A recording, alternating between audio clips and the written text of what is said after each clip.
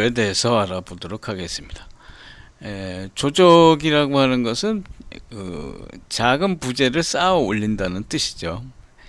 뭐 간단히 얘기하자면은 뭐 우리가 흔히 볼 수 있는 벽돌, 내지는 블록 등을 쌓아 올려서 건축물을 구축하는 방법을 우리가 조적조라고 그렇게 부르고 있습니다. 그래서 뭐 당연히 형태적으로는 이제 벽식 구조의 형태가 될 수밖에 없겠죠.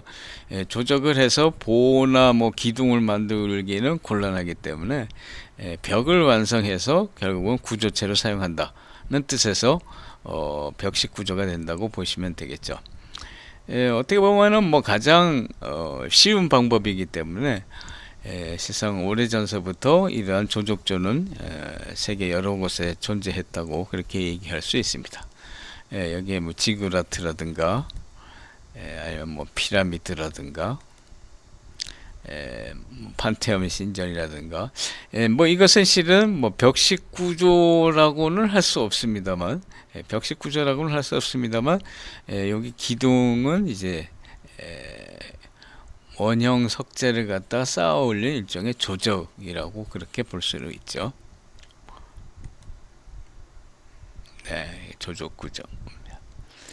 그러나 뭐 실상 일반적인 현재 건축물로서는 이러한 뭐 이건 신전이기 때문에 그러한 방식으로 건조를 하였고, 현존하는 뭐 건축물에서는 이제 그러한 일은 없다고 보셔야겠죠. 뭐 콜로세움도 뭐 결국은 일종의 조적 구조다라고 그렇게 볼 수 있죠.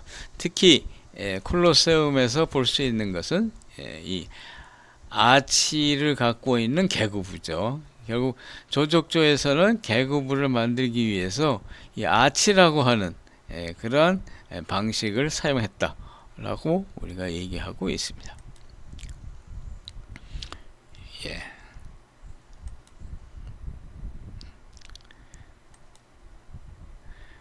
뭐 물론 첨성대도 돌을 쌓아 올렸으니까 조적조라고 봐야겠죠.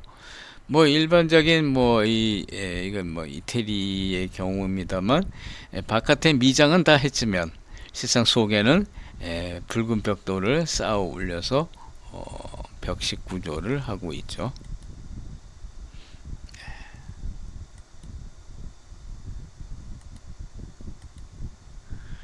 그래서 종류를 보자면은 이제 물론 벽돌이나 석재를 쌓아서 하던 것이 이제 공산품으로서 이제 공장에서 제작하는 벽돌이나 콘크리트 블록, 뭐 우리가 시멘트 블록이라고도 얘기합니다만 정식 명칭은 콘크리트 블록이죠. 그 다음에 전 시간에도 잠시 나왔습니다만 경량 콘크리트죠. 경량 콘크리트 패널 내지는 뭐 블록 등을 사용하는 방법이 되겠죠. 그 다음에 실상 철근 콘크리트로 보강하는 방식도 있고, 그냥 일반적인 조적조의 경우에는 그냥 벽식 구조로서 존재합니다만 기타 이제 보강해서 만드는 그런 구조 방식도 있다라고 보시면 되겠습니다.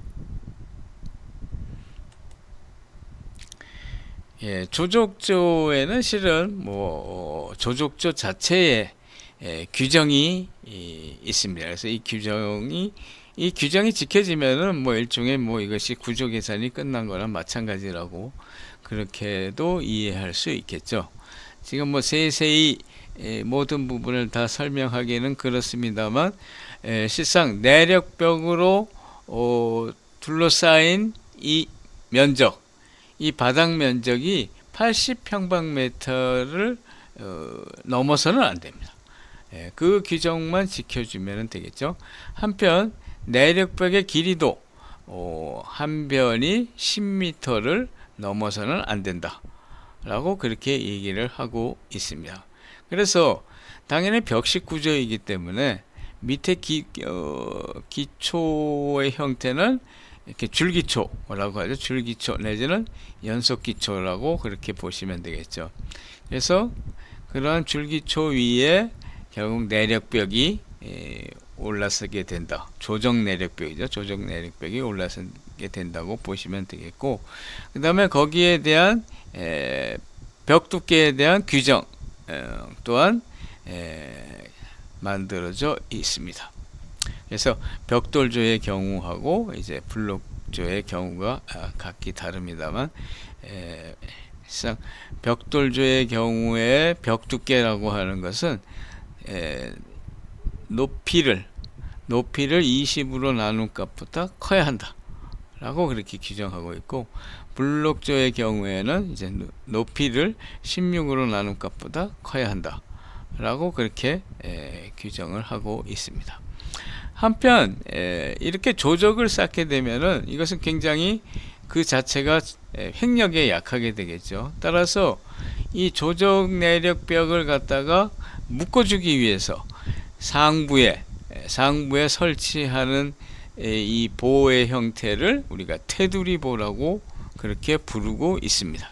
그래서 테두리 보호의 경우에도 이 보호의 높이, 이거를 보충이라고 합니다만, 보충과 그 다음에 이 벽 두께와의 규정이 또한 기재가 되어 있다 라고 그렇게 보시면 되겠죠.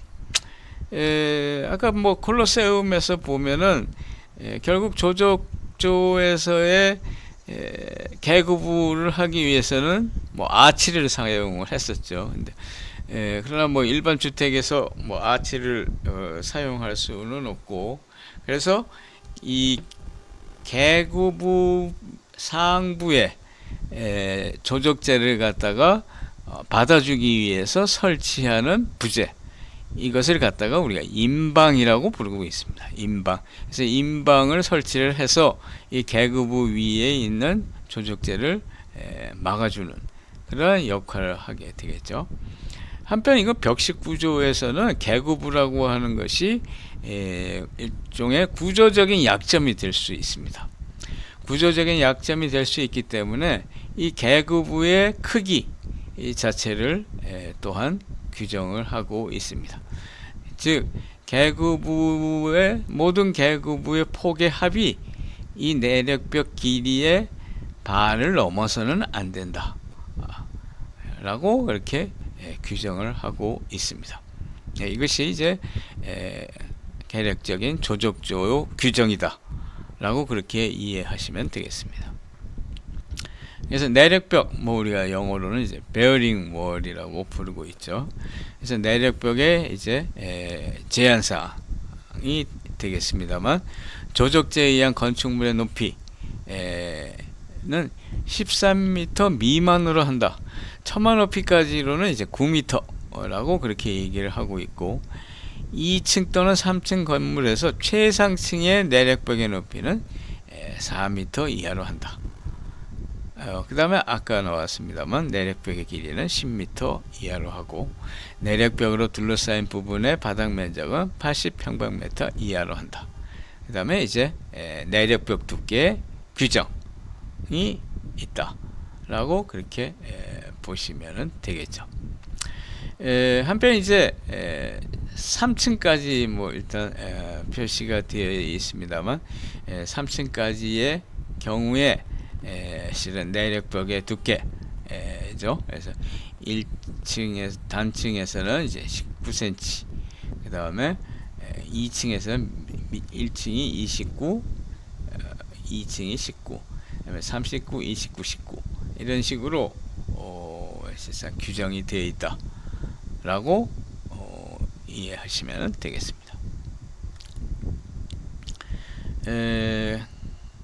그다음에 이제 비내력벽입니다만, 즉 비내력벽이라고 해서 대개는 뭐 이제 칸막이 벽이죠. 칸막이 벽의 두께는 19cm 이상으로 한다라고 이렇게 규정이 되어 있습니다.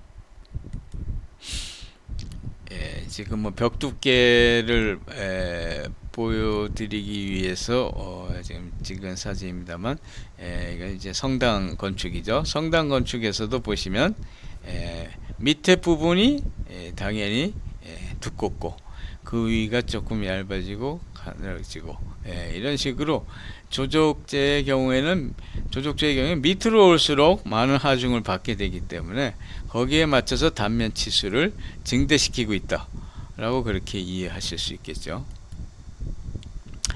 그 다음에 배관홈에 대한 제한사항 또한 있습니다. 즉 이제 뭐 화장실 등에는 결국 급수관이나 이제 배수관 자체가 벽에 묻혀지게 되겠죠. 그래서 벽에 묻혀질 때 당연히 이 배수관이 들어가기 위한 부분이 이제 구조적 약점이 되기 때문에 거기에 대한 규정을 하고 있습니다.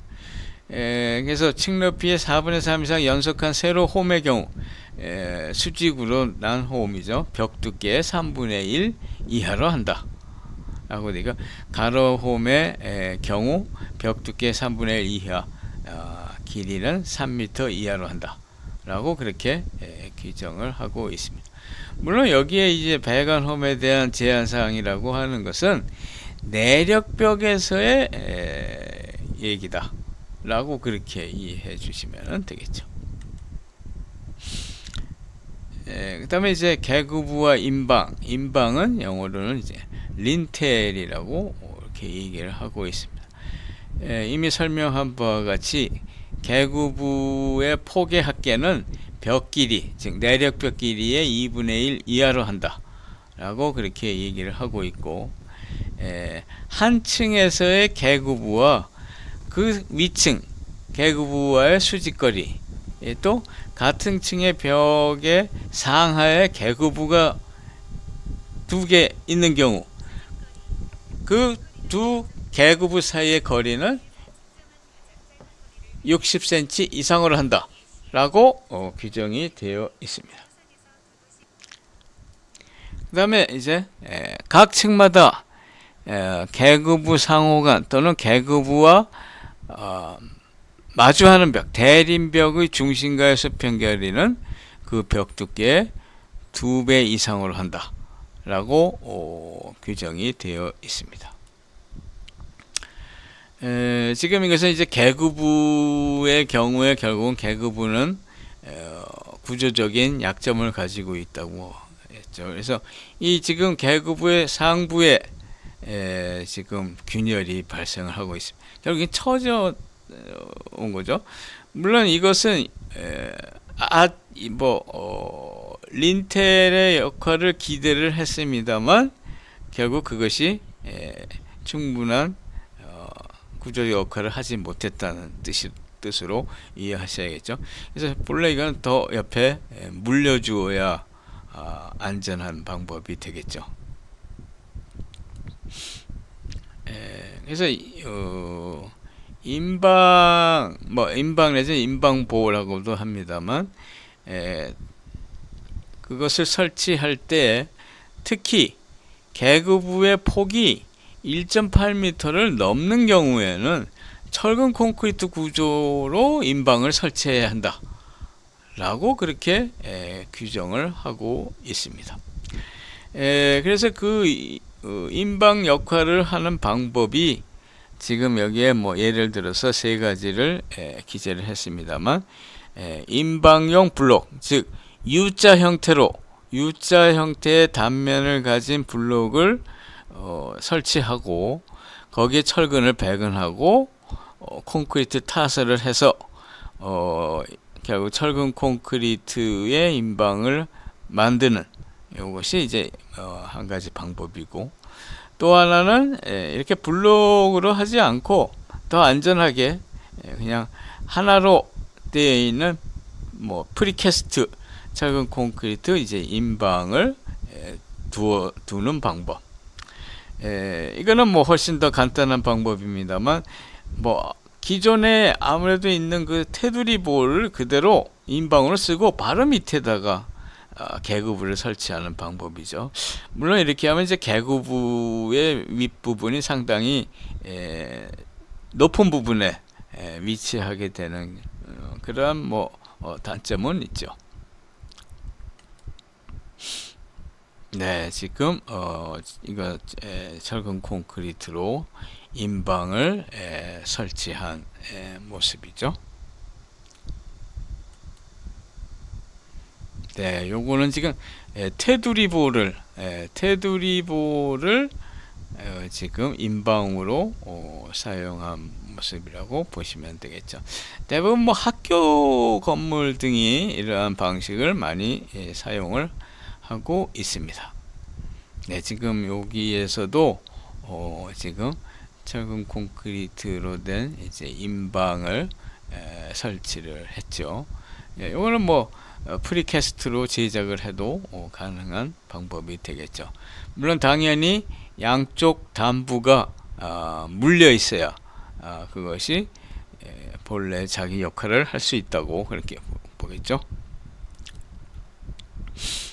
네, 이것도 보시면은 뭐 이것은 이제 내력벽은 아닙니다만 비내력벽입니다만 이 비내력벽인데도 조적재를 썼죠. 블럭이죠. 블럭이 있기 때문에 블럭이 내려앉지 않도록 여기 이 부분에 철근 콘크리트에 인방보호가 들어가 있는 것을 알 수 있습니다.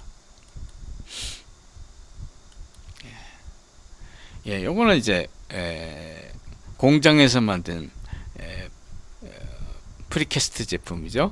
프리캐스트 제품으로 이것은 이렇게 벽에다가 이제 앵글을 대고 그 위에다가 이것을 걸쳐 놓고 밑에를 이제 계급으로 쓰고 있는 모습입니다. 네, 이거 학교 건물입니다만, 이건 거의 테두리보를 거의 그대로 인방으로 사용하고 있는 모습이죠. 예, 그래서 실상 건물 내부에서 보면은 거의 위 끝까지 다 창이 올라가 있는 모습을 볼 수 있겠죠. 네, 이거는 조금 정식 방법이라고 보기는 어렵습니다만 철근을 갖다가 집어넣어서 거기다가 이제 몰탈 등을 채웠죠. 그래서 이 철근이 그 위에 있는 벽돌을 콘크리트 벽돌을 막아주도록 하고 있는 이거는 약간 뭐 정식적인 방법은 아니죠. 네, 이거는 철골로 이제 인방을 설치한 모습입니다. 예, 이거는 티베트 쪽에 중국에서 약간 티베트에 가까운 쪽의 건물입니다만 이거는 이제 돌을 쌓아 올렸죠. 돌을 쌓아 올린 벽입니다만 이 위에 이제 그 나무로 인방을 집어넣은 모습이죠. 네, 여기에서도 나무 인방을 결국 이제 조적재를 쌓아 올리면서 같이 동시에 시공을 한 모습이겠죠. 네, 마찬가지죠. 지금 뭐 색은 여기까지 칠했습니다만 여기까지 지금 물려 있죠. 네, 물려 있습니다.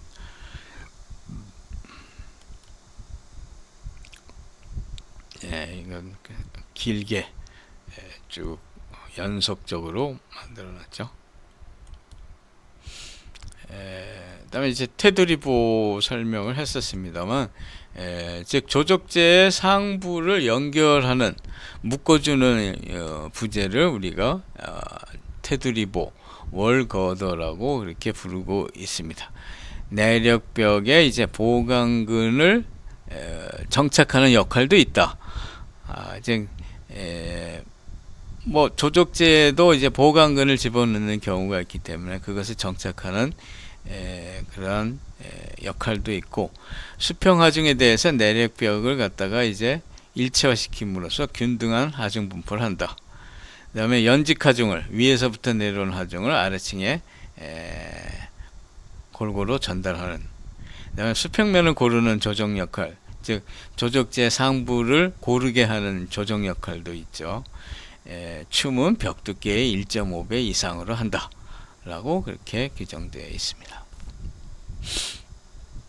지금 이것도 이제 일반 주택의 모습입니다만, 이쪽이 이제 결국 테르드리보에 해당하는 곳이라고 보시면 되겠죠.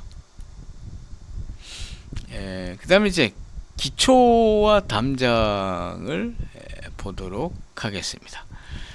아까도 잠시 설명했습니다만, 내력벽 내력벽은 이제 벽식 구조의 부분이죠. 따라서 그 벽에 따라서 바닥에 기초가 들어가야 되기 때문에 연속 기초, 즉 줄기초로 한다 라고 그렇게 보시면 되겠죠. 한편 이제 기초판은 뭐 철근 콘크리트 구조 또는 묵은 콘크리트 구조로 하고, 기초벽, 기초에서의 벽으로 이제 올라온 부분은 최하층의 벽 두께의 10분의 1을 가산한 두께 이상이다 라고 얘기를 하고 있습니다. 한편 담장, 즉 쌓아 올린 조적 담장의 경우에는 높이는 3m 이하, 두께는 19cm 이상, 단 2m 이하의 담에서는 9cm 이상이 가능하다. 그 다음에 이제 중간중간마다 그 전도를 막기 위해서 버팀벽을 설치를 합니다. 그래서 담의 길이 2m 이내마다 담의 벽면으로부터 담 두께 이상 튀쳐나온 버팀벽을 설치한다 라고 되어 있습니다. 내지는 이제 4m 이내마다 담 두께의 1.5배 이상 튀쳐나온 버팀벽을 설치를 하고 있습니다.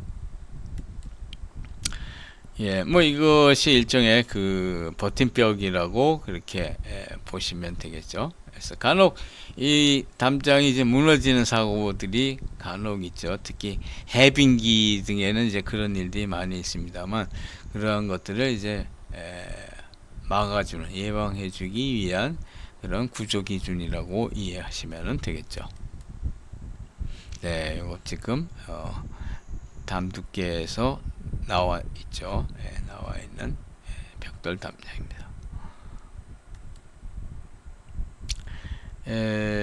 뭐 이거는 지금 설명을 드린 것은 전체적인 조족조 규정이라고 그렇게 이해를 하시면 되겠죠.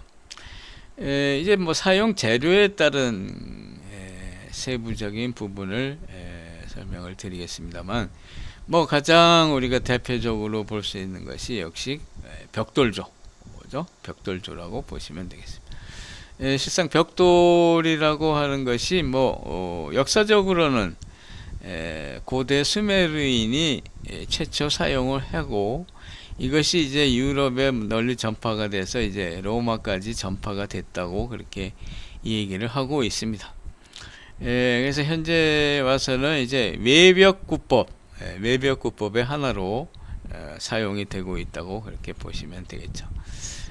우리나라에 이제 벽돌이 들어와서 그것이 이제 구조재로 사용된 것 중에 대표적인 것이 역시 성당 건축이다 라고 그렇게 보시면 되겠죠. 지금 명동성당의 모습을 보고 계십니다.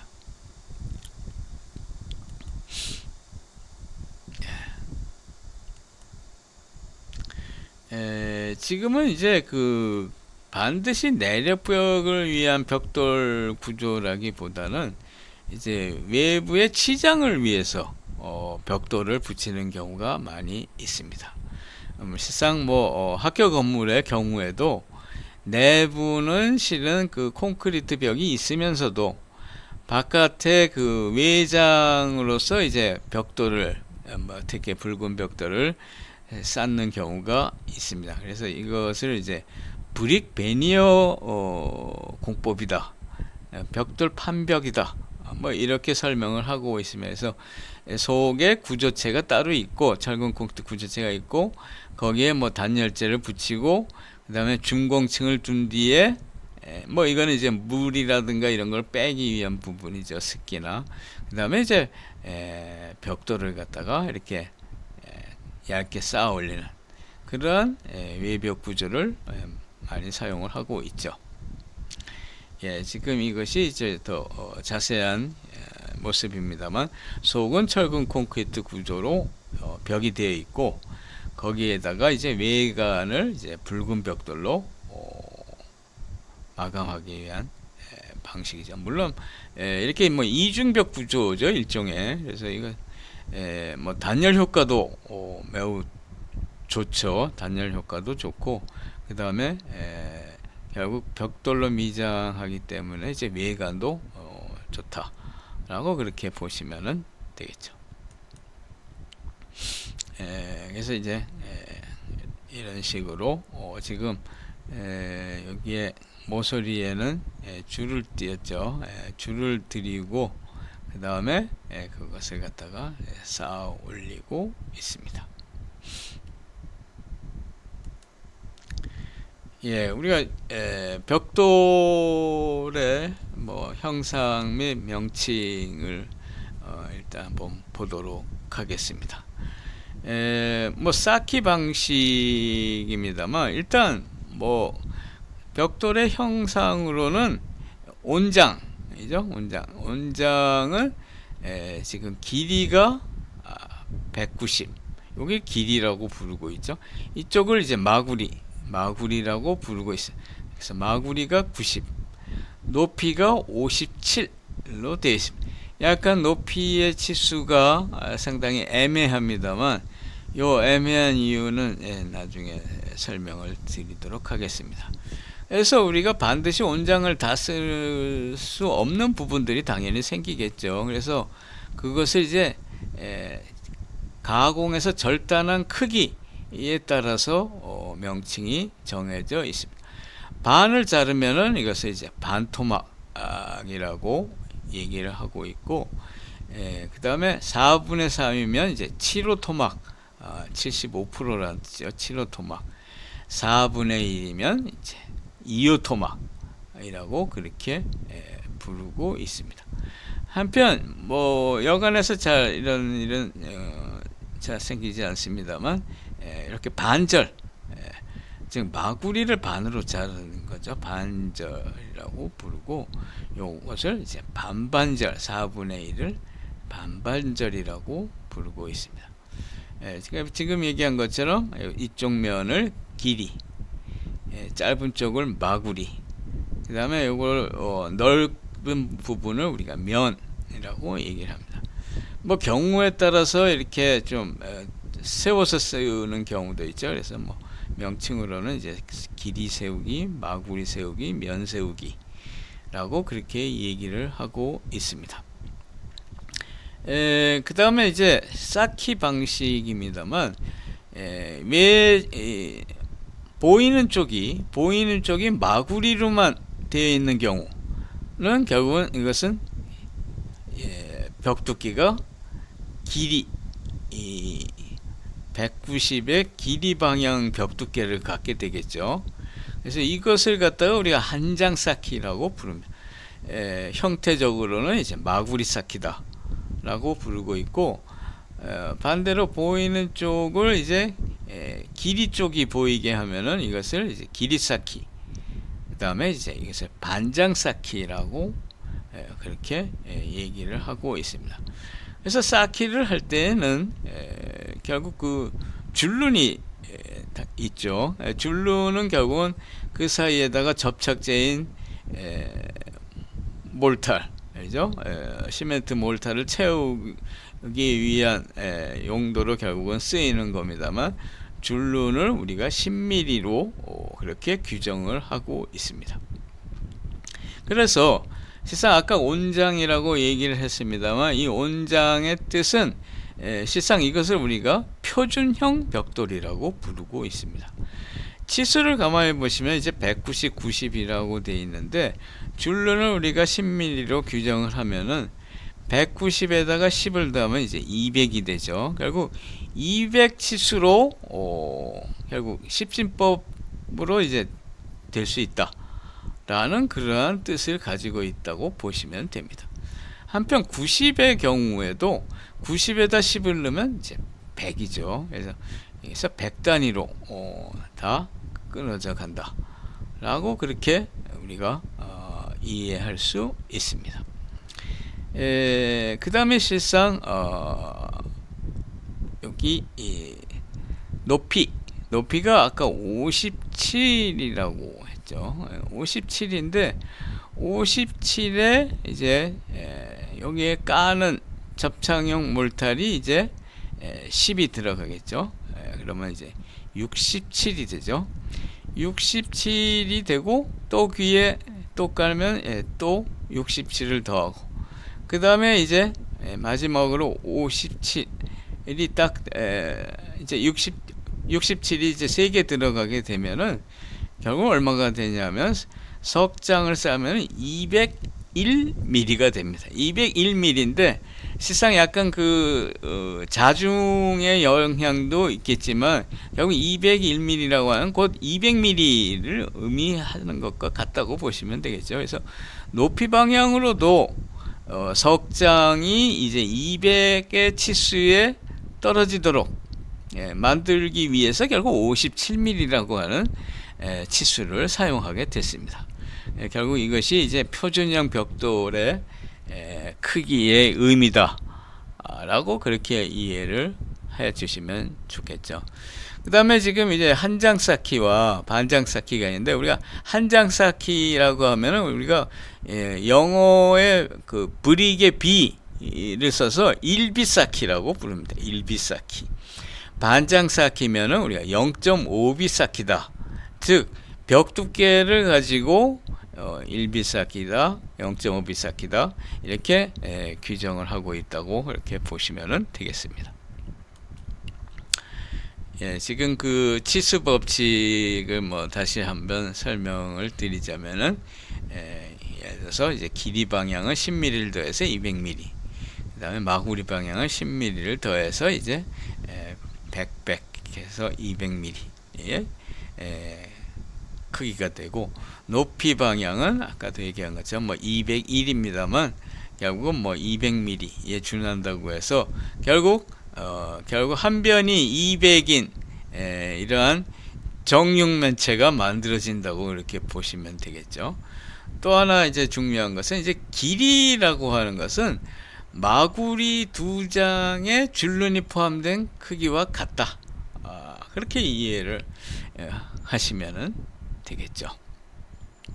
따라서 이제 벽돌 쌓기를 하게 되면 깨끗하게 줄눈이 맞아 떨어져 간다 라고 그렇게 얘기할 수 있습니다. 즉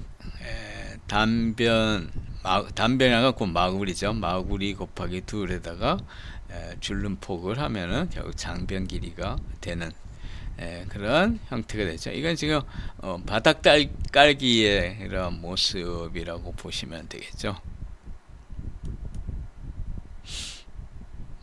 지금 벽면에다가 이제 석장식을 집어넣습니다만, 그렇게 하니까 이제 딱 치수가 맞아 떨어지죠.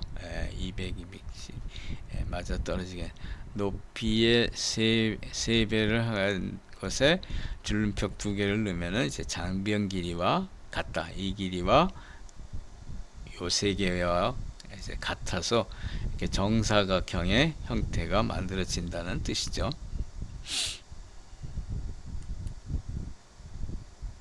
지금 이거는 화단을 조성한 모습입니다만 결국 이것은 이제 0.5비 쌓기죠. 0.5비 쌓기라고 보시면 되겠죠. 지금 여기 담이 있습니다만 이건 결국 1비 쌓기죠. 1비 쌓기의 모습이라고 보시면 되겠죠. 이거 1비 쌓기죠. 1비 쌓기입니다.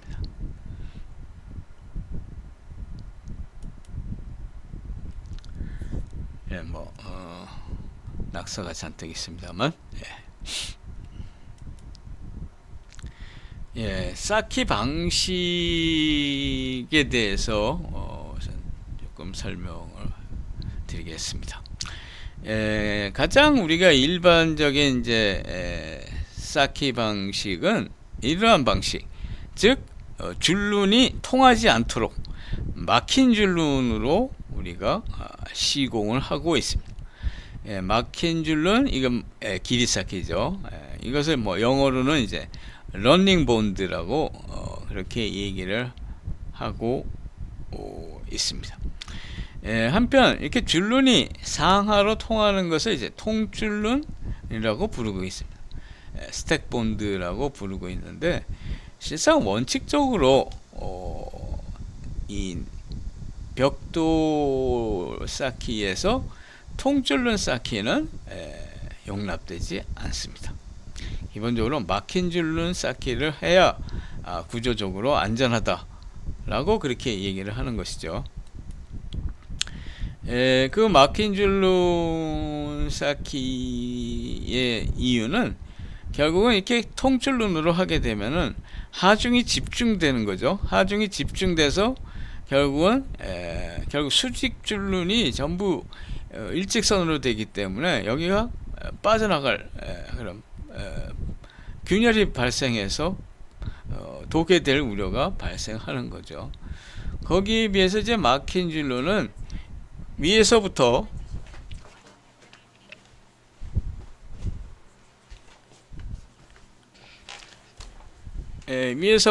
점차 이제 사선 방향으로 힘이 무게가 전달이 되죠. 전달이 돼서 결국 하중이 분산되는 그런 효과를 갖고 있습니다. 그래서 훨씬 더 통줄눈에 비해서 구조적인 약점이 없다. 뭐 이렇게 우리가 얘기할 수 있습니다. 그 다음에 이제 실상 각종 쌓기 방식이 있습니다. 이것은 결국 외관에 뭐 결국 무늬라 그럴까, 의장에 도움이 되는 방식이라고 보시면 되겠는데, 거기에 이제 대표적인 것들을 살펴보도록 하겠습니다. 우선 대표적인 것 중에 이제 영식 쌓기가 있습니다. 잉글리시 본드라고 부르고 있는데, 영식 쌓기를 보시면은 기본적으로 여기에 길이 쌓기와 마구리 쌓기가 서로 교차하고 있어요. 길이 쌓기, 마구리 쌓기, 길이 쌓기, 마구리 쌓기가 되겠죠. 이쪽이 이제 모서리 부분이고, 이거는 이제 중앙에 뭐 계속 연결되는 부분이라고 그렇게 보시면 되겠죠. 그래서 여기에는 모서리 줄눈이 이렇게 표시가 되어 있습니다. 그래서 영식 쌓기에 보면은 이제 길이 쌓기와 마구리 쌓기가 서로 번갈아 나오게 되는데, 결국 그러다 보니까 이쪽 부분에서 이렇게 이오 토막이 필요하게 됩니다. 이오 토막을 바깥쪽에다 이렇게 할 수도 있겠지만, 그러면 이제 좀 약해지죠, 모서리가. 그래서 이오 토막을 단부에 하나 들여 넣어서 이렇게 만들고 있습니다. 이것이 이제 영식 쌓기다. 그렇게 보시면 되겠죠. 그 다음에 뭐 플랑드 쌓기는 다음에 보도록 하시고,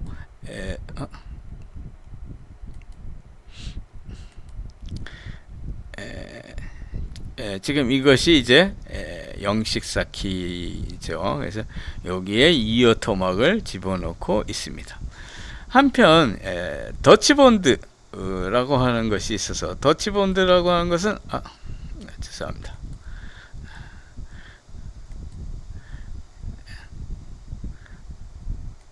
더치본드는 이제 화란식 쌓기죠. 화란식 쌓기를 더치본드라고 부르고 있는데, 더치본드도 가만히 보시면은 한 켜는 한 층을 한 켜라고 부릅니다만, 한 켜는 이제 마구리 쌓기, 한 켜는 길이 쌓기. 결국 잉글리시 본드와 즉 영식 쌓기와 화란식 쌓기는 개념은 같다. 즉 한 켜는 길이 쌓기, 한 켜는 마구리 쌓기로 하는데, 단지 차이점이 있다고 하면은 영식 쌓기의 경우에는 길이 쌓기 면을 단부로 하고 있다 라고 보시면 되겠죠. 거기에 비해서 화란식 쌓기는 마구리 쌓기의 끝면을 단부로 하고 있습니다. 이제 거기에 차이가 생기는 거죠. 그러다 보니까 마구리사키를 기준으로 하다 보니까 기리사키 부분에 결국은 이렇게 치로토막이라고 하는 것이 필요하게 됩니다. 그래서 두 개는 똑같지만 실상 영식사키에는 기리사키면을 기준으로 하고 있어서 마구리사키 켜에 이렇게 이어토막이 들어가고 하란식 사키의 경우에는 방식이 켜켜이 들어가는데 마구리사키의 단부를 끝으로 하고 있기 때문에 기리사키 부분에 치로토막이라고 하는 것이 들어가게 된다 라고 그렇게 이해를 하시면 되겠습니다. 한편 아까 설명을 안 하고 넘어갔습니다만 이제 플랑드르사키라고 하는 방식이 있습니다. 플레미시 본드라고 하는데 이 플레미시라고 하는 것은 나중에 다시 설명을 드리겠습니다. 뭐 플랑드르라고 하는 것을 들어보신 적이 있는지 모르겠습니다만 뒤에 설명을 하도록 하죠. 이것은 뭐가 차이가 있는가 보시면은 한 켜 내에 기리사키 마구리사키 기리사키 마구리사키가 번갈아 나오는 그러한 방식이죠.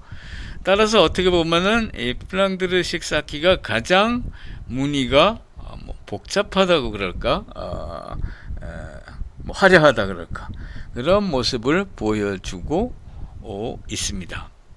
그래서 이렇게 일종의 뭐 그 십자 형태와 같은 것이 만들어지게 되죠. 그런데 여기에서도 실상은 단부는 어떻게 할 것이냐. 지금 여기 단부는 영식사키의 형태로 지금 했죠. 영식 상태와 같은 형태로 지금 여기 단부 마무리를 했습니다만 실제로는 이렇게 영식사키 방식의 코너를 만들 수도 있지만 반대로 이렇게 하란식 사키 방식의 코너를 만들 수도 있다. 그래서 이것을 이제 잉글리시 코너, 이걸 더치 코너라고 그렇게 부르고 있습니다. 뭐 물론 이것은 뭐 선택적인 문제라고 그렇게 보시면은 되겠죠.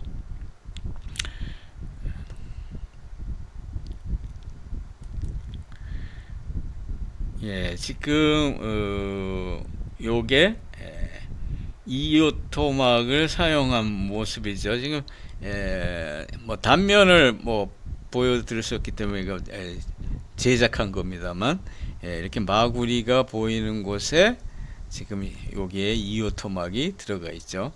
결국 이것은 이제 일비쌓기이기 때문에 이게 두 개가 들어가 있죠. 그래서 보시면은 이쪽은 이제 자동적으로 여기 마구리 쌓기가 되어 있지만 이쪽으로는 길이 쌓기로 지금 나타나게 되죠. 여기 이오토막이다 라고 그렇게 보시면 되겠죠. 지금 이것은 이제 그 마구리 쌓기 위에 지금 길이 쌓기가 들어가 있는 모습인데 길이 쌓기로 된 뒤에 결국 이쪽 방향으로는 여기에 이제 이오토막이 두 장 들어가게 되죠. 그래서 이쪽은 이제 마구리면이 두 켜째는 마구리면이 드러나게 되겠죠. 지금 이런 식으로 일비쌓기가 만들어진다 라고 그렇게 보시면 되겠죠. 이것이 영식쌓기의 형태다 라고 이해하시면 되겠습니다.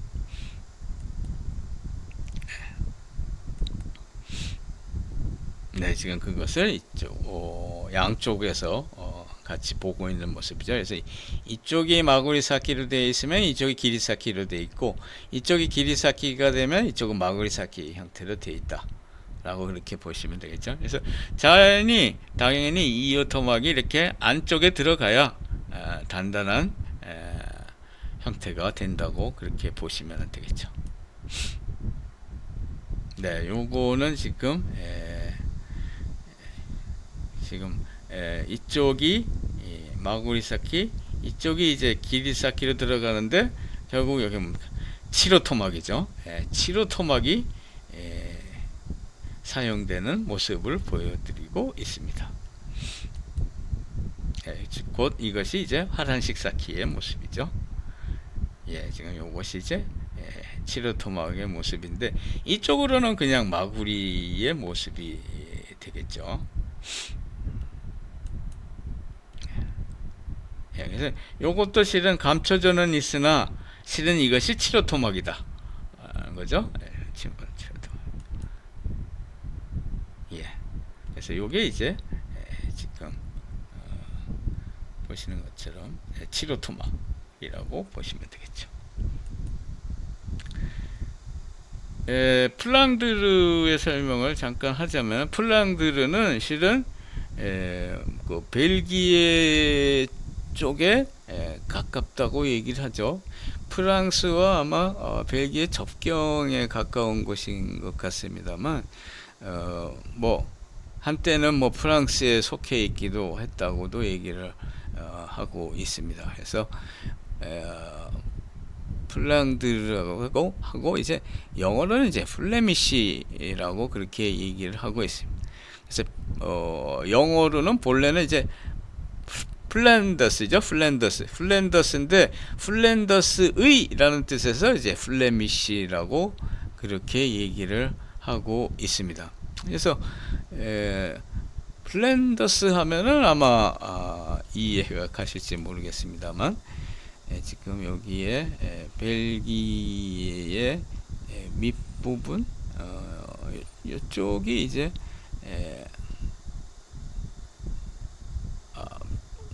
벨기에하고 이제 네덜란드가 이쪽에 있습니다.